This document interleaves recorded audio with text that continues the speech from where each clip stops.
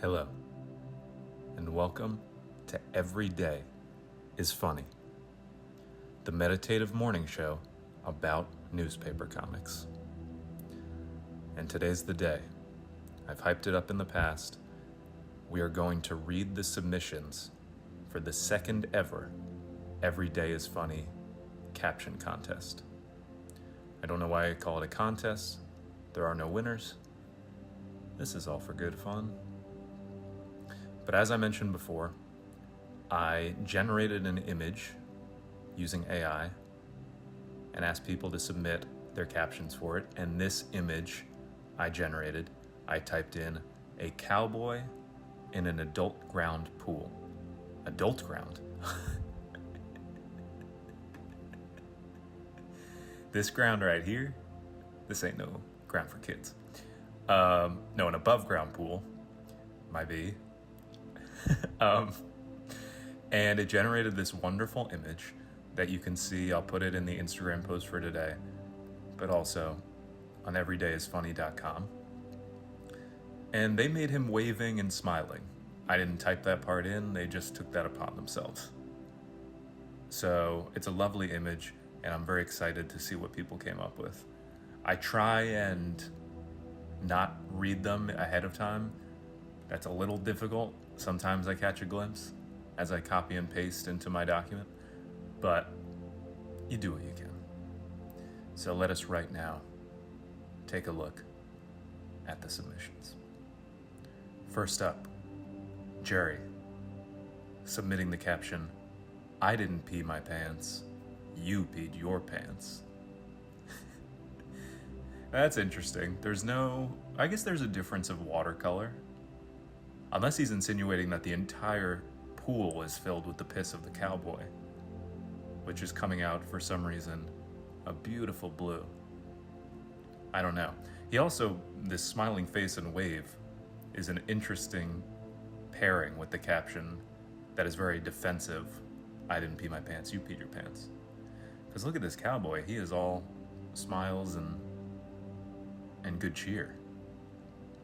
I love the caption. I love the contrast between image and vibe in this adult ground pool. Next up, EJ. We remember EJ from the 40th episode Spectacular, contributing to my soundboard. EJ wrote two captions. Number one, the cowboy asked the photographer, "You think this will be good enough for Sensitive Cowboys Monthly? I think I should start unbuckling the belt at the very least. Ace the photographer whinnies because he is a horse." Wow, I love that. He wrote a whole little story acknowledging the photographer. I think that's good because, as I said, he's waving. It does look like there is somebody taking the photo. Sensitive Cowboys Monthly. Going fully clothed into the pool for some sort of calendar shoot. Or magazine spread, I should say. I love it.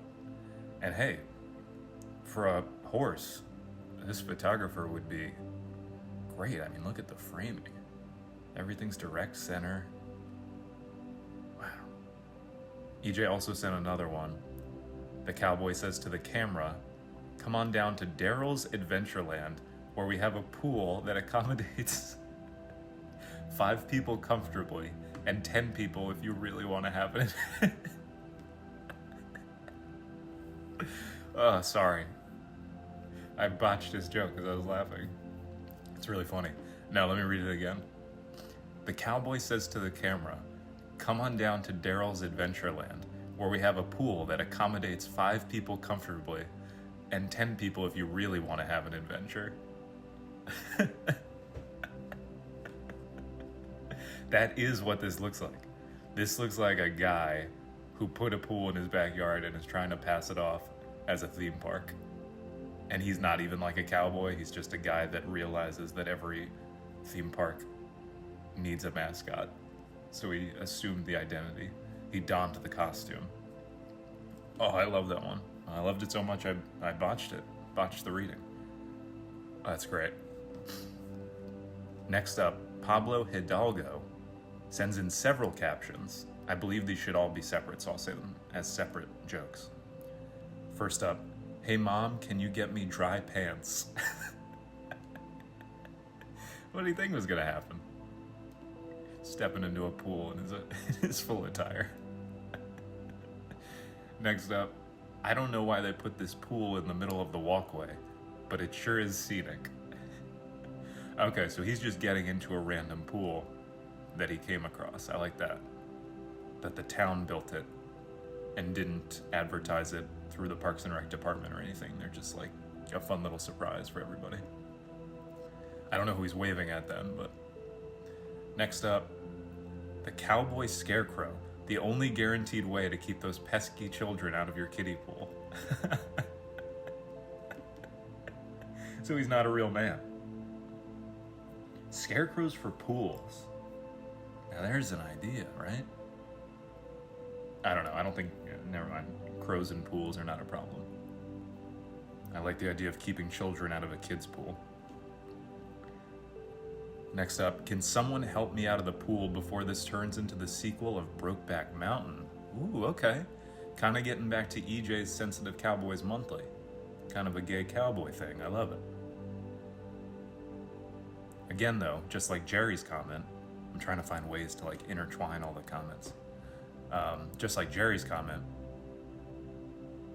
the message is an interesting contrast to the image because he looks very happy.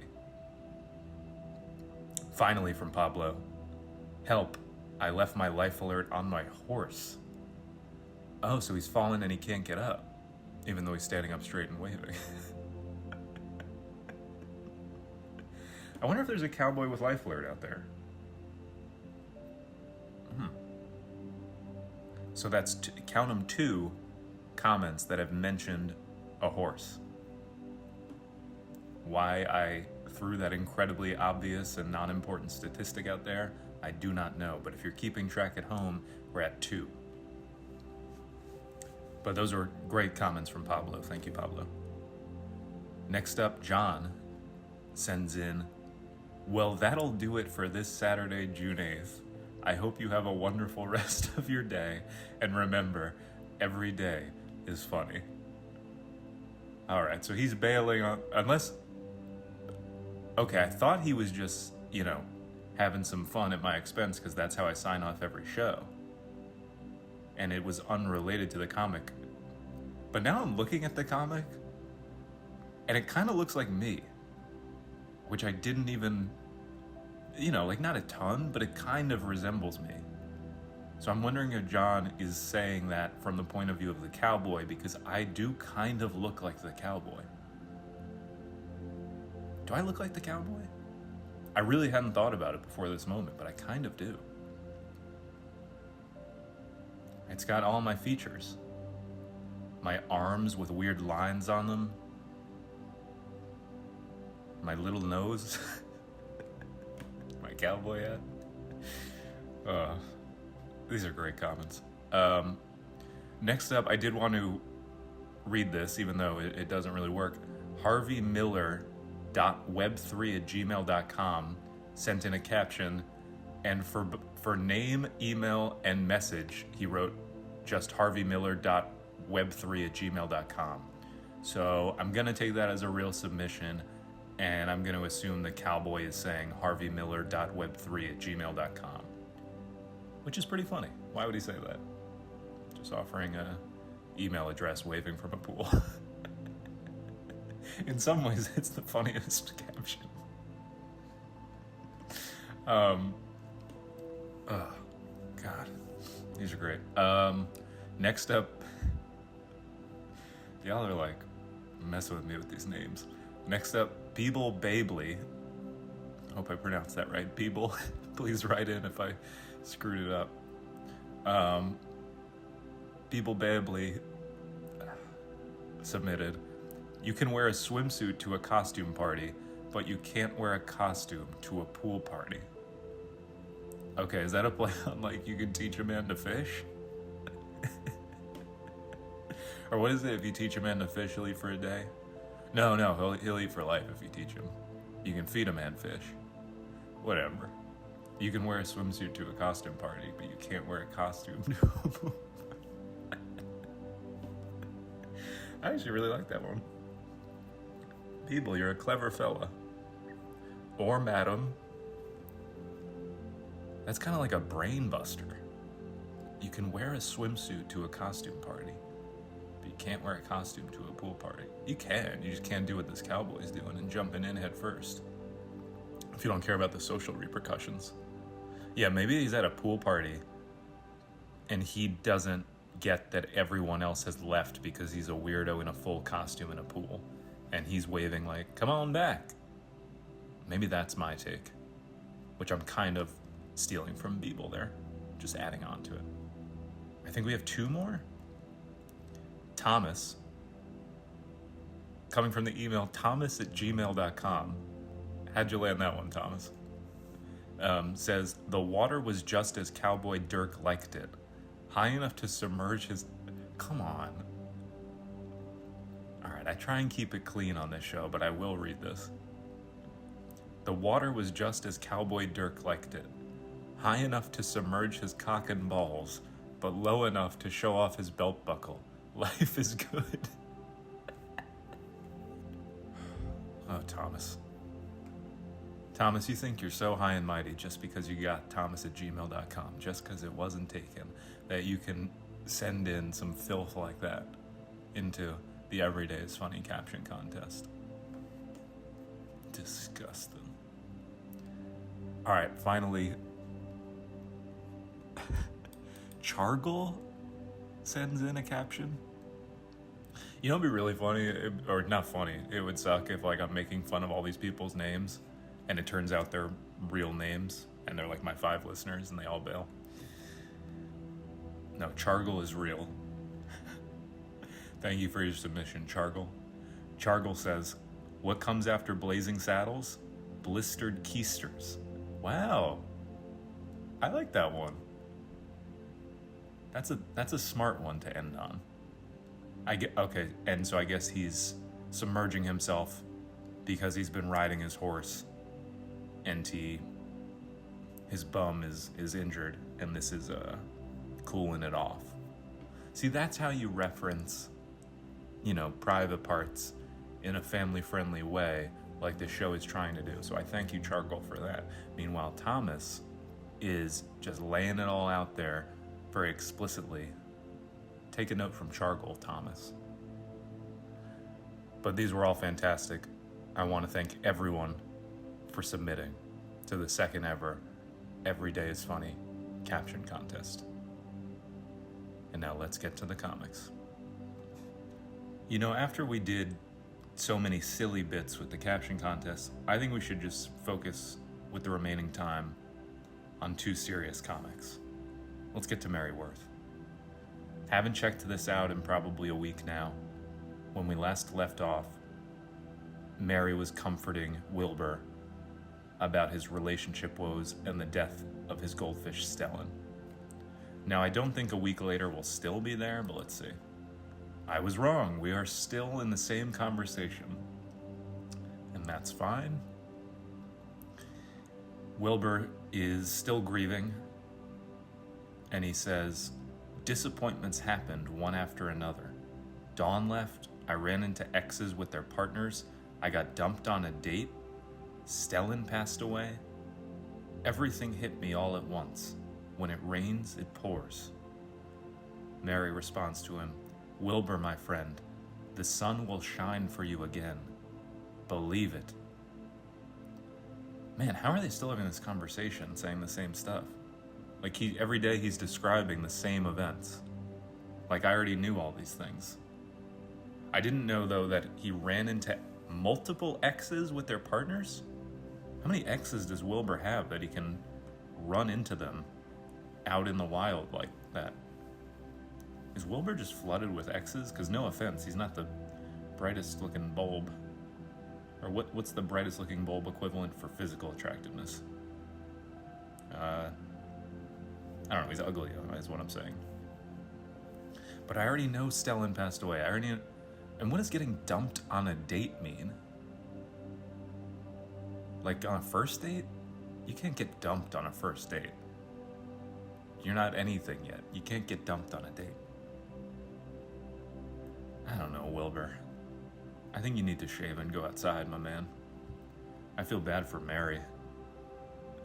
Mary's like resorting to cliche sayings because she's just like, oh God, I can barely even listen. So I'm just gonna rattle off a few things I have in the chamber from when I've done this a million times before. The sun will shine on you, Wilbur. I don't know. Wilbs. How are we like still on this conversation? Man, this is just like Rex Morgan. Like, don't you as the author want to move on? What's going on? Speaking of which, let's check Rex Morgan out. Last time, the bully was confronting Parker for the third time in one day. And I'm sure we will still be seeing the bully talking to Parker. Yes, I was correct. They're still in their confrontation. Parker says, "Come on, new kid. I have no problem with you. Can't you just leave me alone?" The bully says, "I got a problem with you. I can't even tell if you're a boy or a girl." Parker says, "I'm non-binary. You know, they, them pronouns and all." The bully says, "Non what?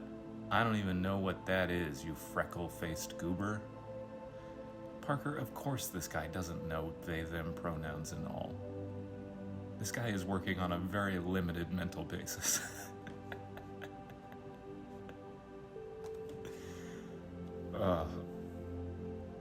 That'd be kind of funny though if, like he said, they, them pronouns and all, and then he's like, "Oh yes, of course, my bad." What a fascinating combination of like today's non-binary topic and like a really old school looking and acting bully. You know, like when you look at this bully and you hear the words that he's saying, it's so like classic bully from like the 50s or 60s, plus this comic just exudes that drawing style or energy, like really old school. And it's just a weird disparity in my mind to have a bully. Because I also don't think, I mean, I'm not in school anymore, it's been a while. I don't think people bully like this anymore. And with this appearance, you know, like this classic like flat top haircut, I just think this is a very antiquated type of bullying, especially for a new kid in school. It's just such an interesting like blend of the old and new school. And I don't know that it's done in a novel way. Like, I don't think it's interesting, but it is interesting, if you know what I mean. I don't know, it's fascinating. I don't want to see any more of this. I want to get back to the Rex Morgan family. I'm going to take a guess that we're going to be in this bully conversation for another, like before we even see Corey again, I'm saying. Like not the topic, just this conversation. I think we're going to see it for 3 more days. So mark my words. Let's check back in. And I think Sunday, Monday, I think on Tuesday we will still see it, but that will be the last of the bully combo. Let's see if I'm right. All right, let me think of what to comment. Okay, because the bully said he's not sure if Parker's a boy or a girl, I've decided to comment a parody of David Bowie's Rebel Rebel. So I put some musical notes, and then I wrote the words, "You've got the bully in a whirl. He's not sure if you're a boy or a girl. Hey bully, your flat hair's all right. Hey Parker, let's avoid this fight."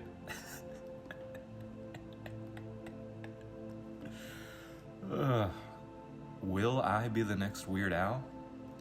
That's for Comics Kingdom to decide. Send. Alright, time to wind down. And in the words of John in our caption contest, well, that'll do it for this Saturday, June 8th. I hope you have a wonderful rest of your day. And remember, every day is funny.